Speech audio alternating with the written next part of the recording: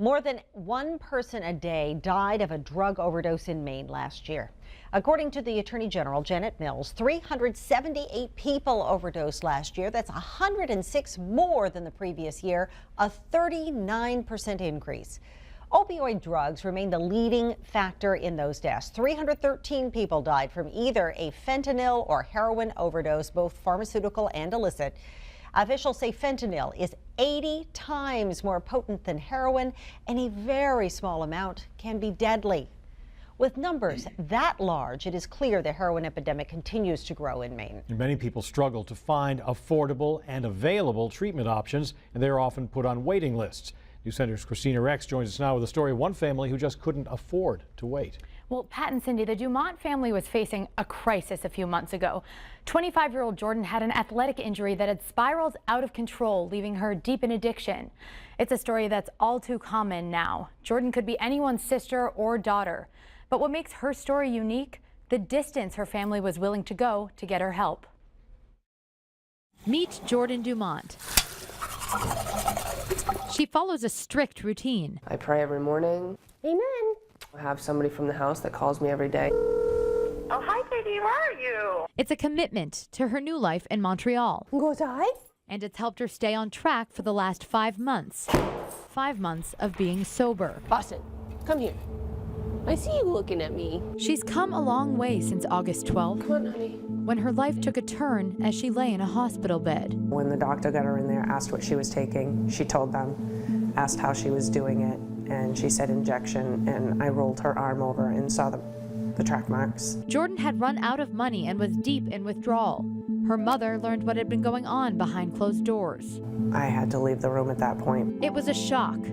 Jordyn had grown up a happy kid in her hometown of Shapley, Maine. People that used to drive their snowmobiles to my high school. Those happy memories have been replaced with a life that she wants to leave behind. Just being in this area, it's just very uncomfortable, you know, going through the memories and stuff that the stuff that I did around this area. As a kid, she loved playing sports. That was probably 7 or 8 years old. She played soccer. She became a star athlete, which earned her a scholarship to St. Joseph's College in Standish. Things were looking up until all those years of sports caught up to her. I was a field hockey player in college, and something happened to my knee. After knee surgery, Jordyn was prescribed opiates.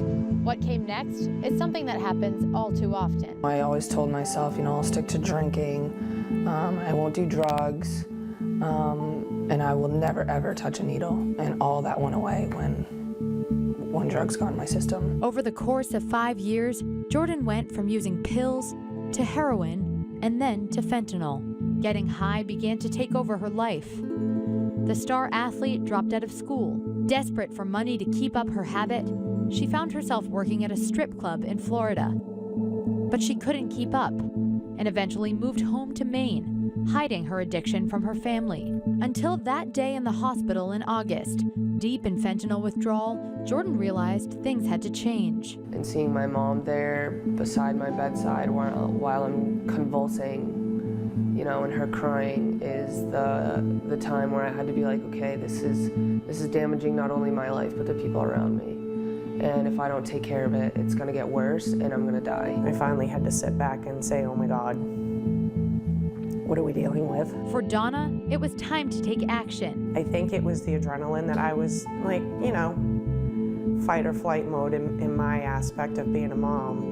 You know, I'm not thinking about her being a druggie, I'm just thinking about her getting through what she's getting through and living. Jordyn returned home and continued to withdraw, but her mother sat for a week, glued to her computer, trying to find anyone who could help her daughter. She started searching in Maine. None of them had a bed open for women. The ones that did, it was a 4 to 6 month wait. So she looked out of state. There were 2 places that called me back, but I mean, it was $30,000 for a 28-day program. Time was ticking as Jordyn lay writhing in pain on her mother's couch.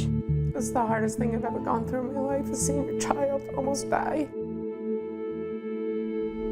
Things were looking grim for the Dumonts at that point, until Donna finally got a call back.